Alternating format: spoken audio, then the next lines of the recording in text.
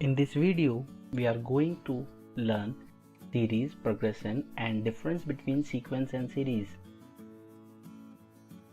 Series: if A1, A2, A3 -- is in a sequence, then expression A1 plus minus A2 plus minus A3 plus minus A4 plus minus -- plus minus AN is called series.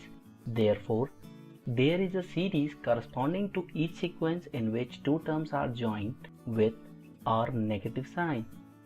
Each series has a corresponding sequence. Now, progression. A sequence is called progression if numeric value of its terms increase or decrease under some specific rule. Now, difference between sequence and series. By sequence, we mean arrangement of numbers in which definite order according to some rule. It's not always possible to write n terms in sequence, but in series we always write nth term.